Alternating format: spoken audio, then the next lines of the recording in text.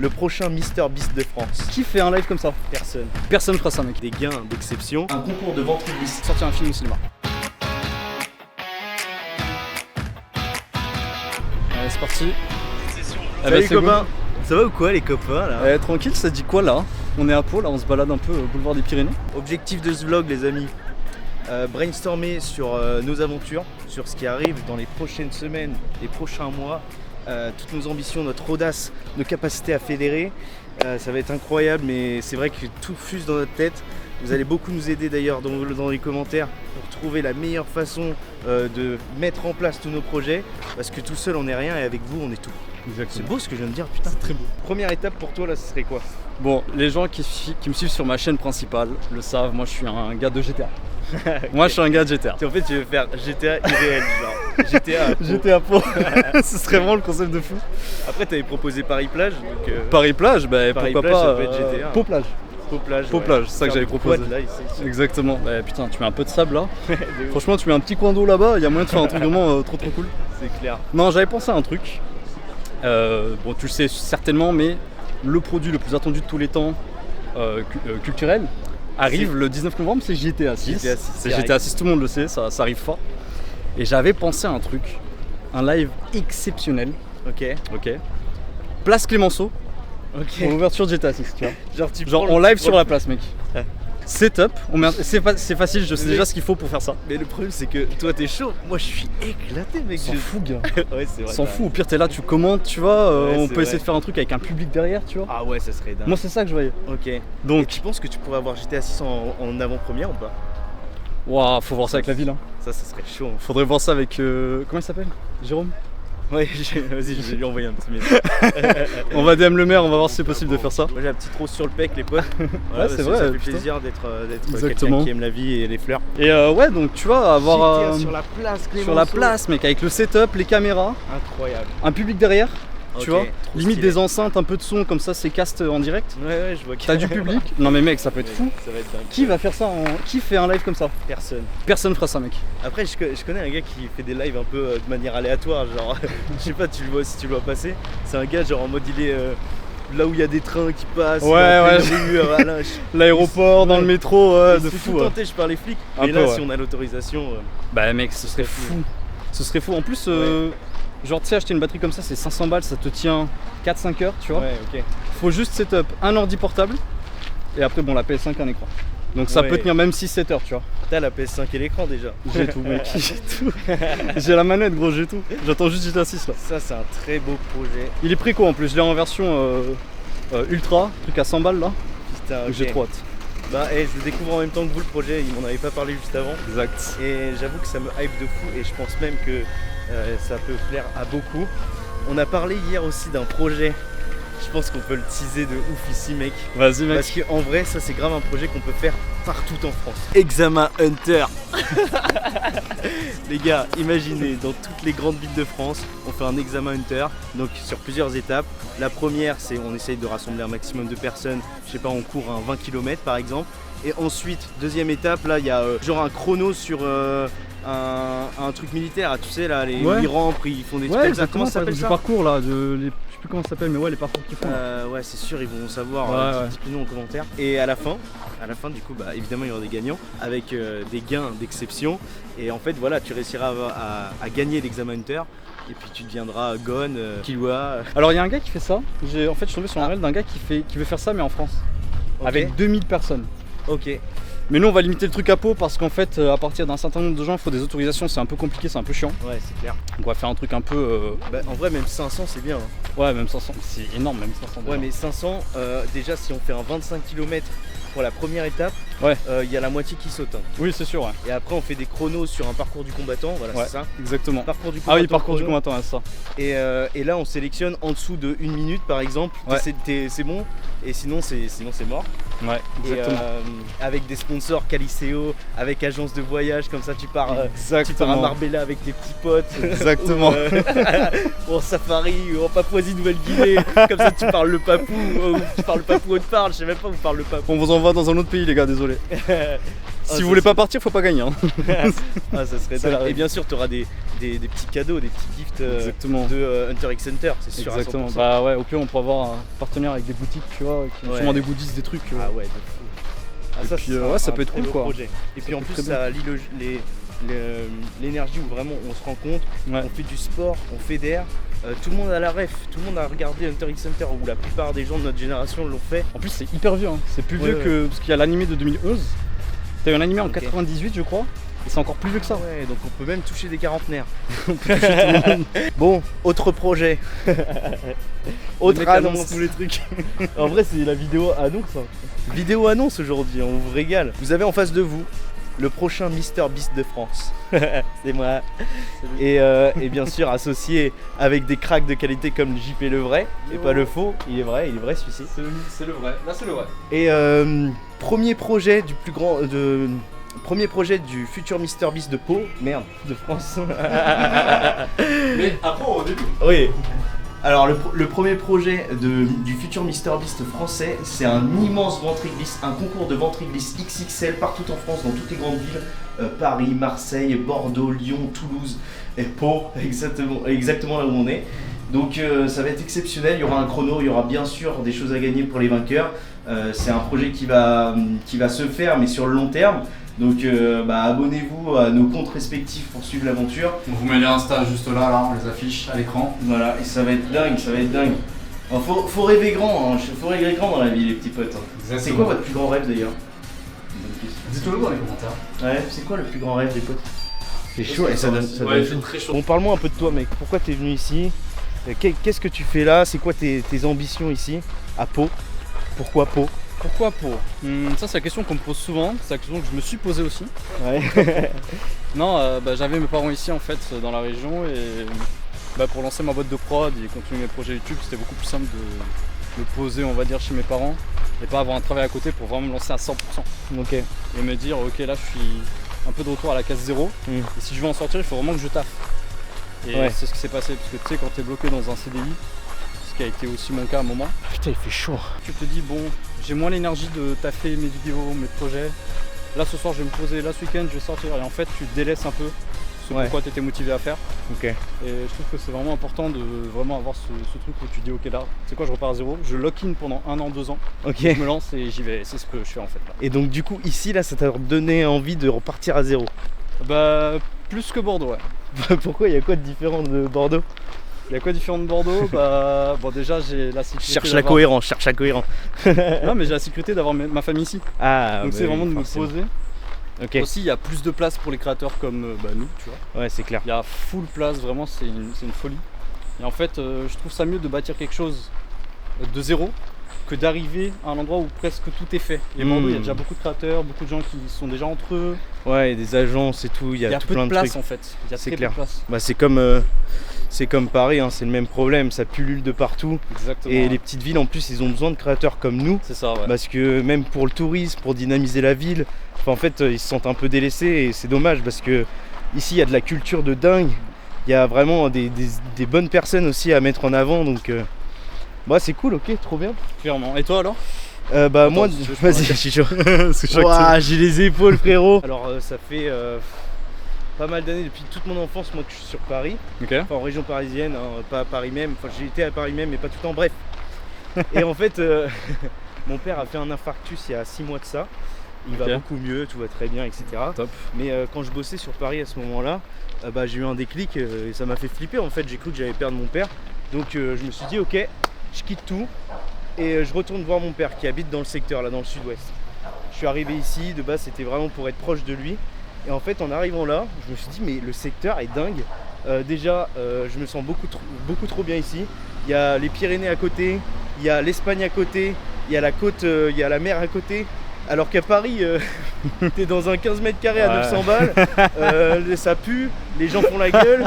Après c'est sympa, il y a plein d'activités, plein de trucs à faire tu vois, mais en fait ça coïncidait pas avec moi qui j'étais, mon énergie et tout. Et quand je suis arrivé là, je me suis dit mais let's go, en fait c'est une ville dans laquelle je vais m'épanouir, en tout cas une ville dans laquelle j'ai envie de poser mes valises, tu vois. Okay. Moi je suis un baroudeur, j'ai toujours aimé voyager, tu vois, l'an dernier j'ai marché de Paris jusque Cannes sans argent en 54 vrai, jours. ça. Du coup, moi je suis toujours un petit peu un vagabond, mais j'aime beaucoup l'idée aussi de poser mes affaires.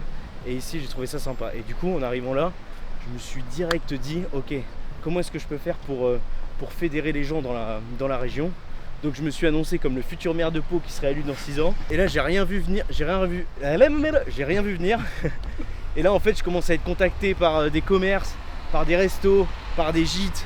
Moi, je suis en mode, wow, qu'est-ce qui se passe? Et en fait, ils sont là, salut, futur maire de Pau, etc.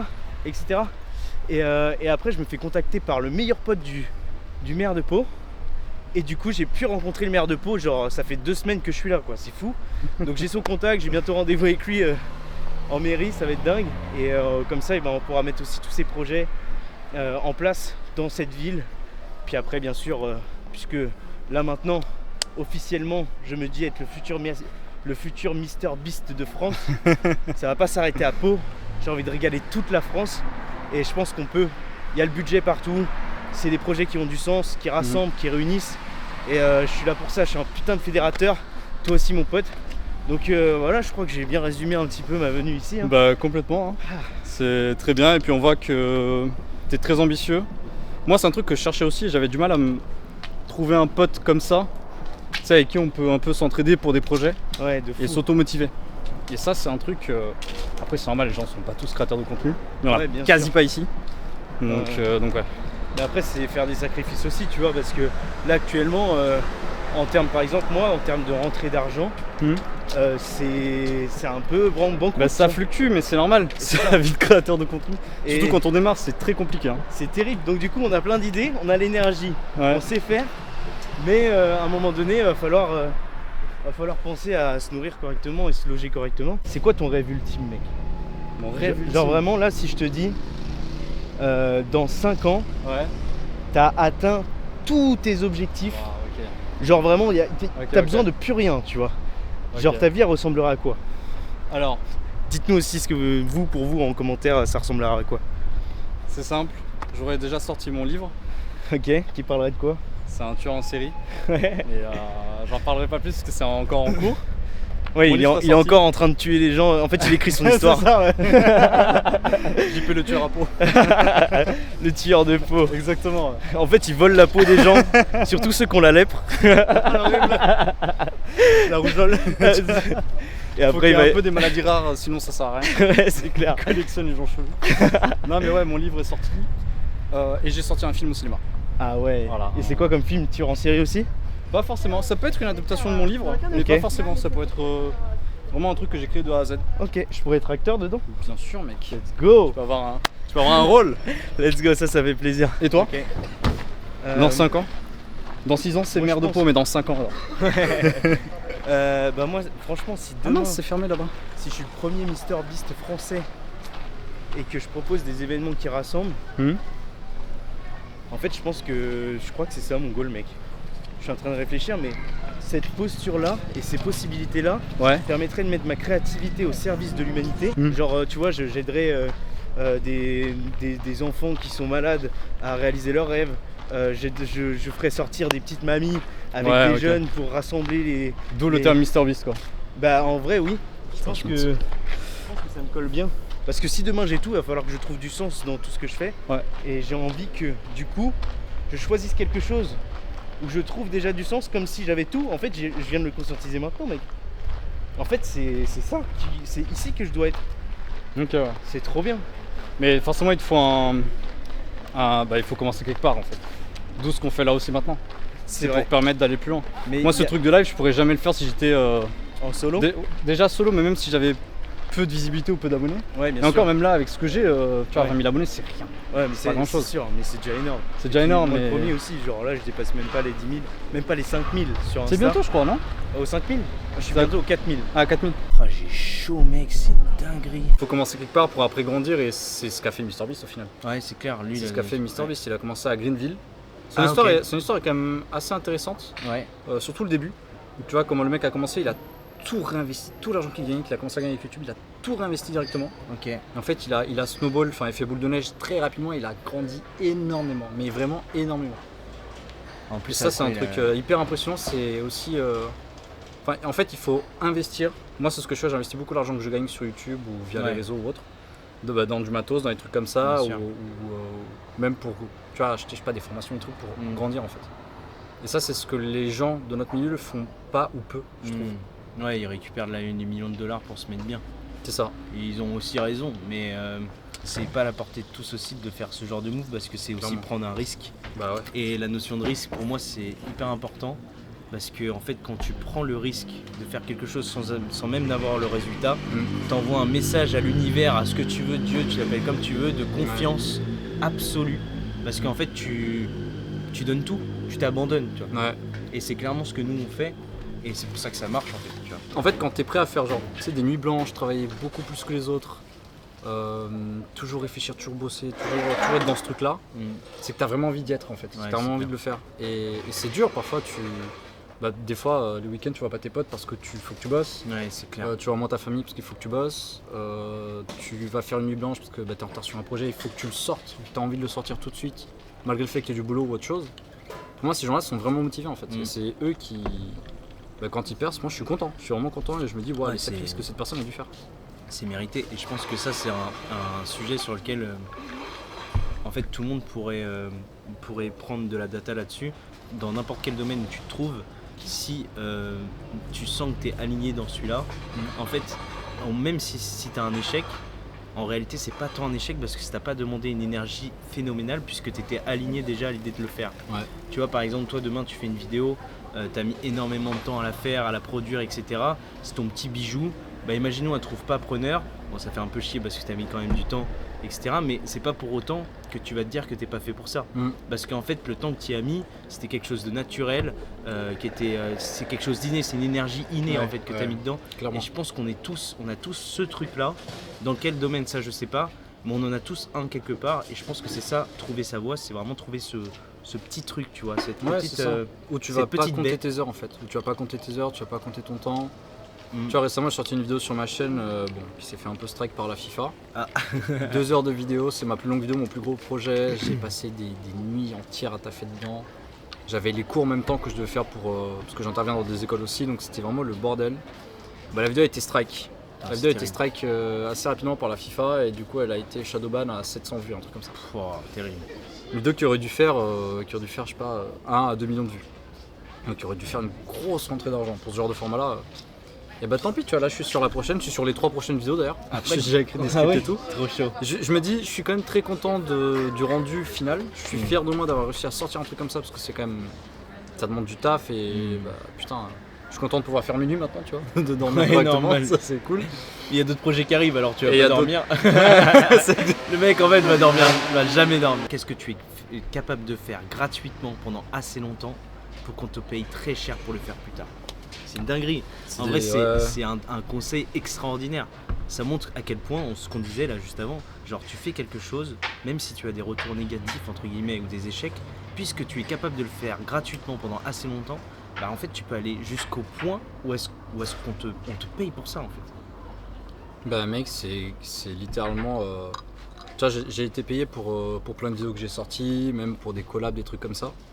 Mais pour moi, c'était vraiment cette année, quand mon ancienne école m'appelait pour me dire écoute, interviens dans notre école, tu seras intervenant de master pour donner des cours sur ton domaine. Bon, là, c'était le live streaming, donc faire des lives, etc. Et c'est là où je me suis dit, je suis payé pour mon expertise d'un truc que j'ai commencé en 2017 dans ma chambre, tu vois. Mais ça n'a aucun sens. Ouais, mec, c'est dingue. C'est des sommes, c'est de belles sommes, c'est pas non plus. J'ai gagné plus sur YouTube par contre, mais là, de me dire, on me paye pour cette expertise pour que j'en parle à d'autres personnes. Waouh, mais mec, c'était. En fait, t'as l'impression d'être dans un autre monde, genre. Mais vraiment. Mais comme un chanteur, comme un artiste, c'est ça.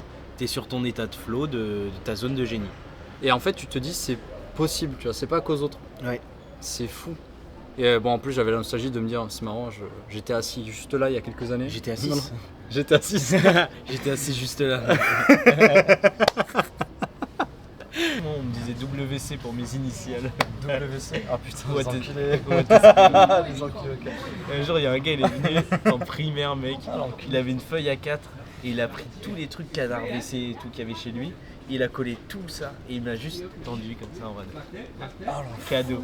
Et moi, j'étais là, j'avais canard WC, j'avais le truc de. Que des chiottes, que des trucs de chiottes. J'en avais parlé à mes parents, tu vois. Et mes parents ils m'ont dit, mais dis-leur que sans toi, eh ben ils chient dehors et ils chient pas proprement. Je dis ok, tu penses on peut négocier un plat gratos pour un vlog? C'est ce que j'étais en train de penser, ouais. On pourrait faire ça même pour quitte à le mettre sur Insta, tu vois. Avec cette cam. Ah ouais. Je mets pause et on revient tout de suite. J'adore l'idée mais.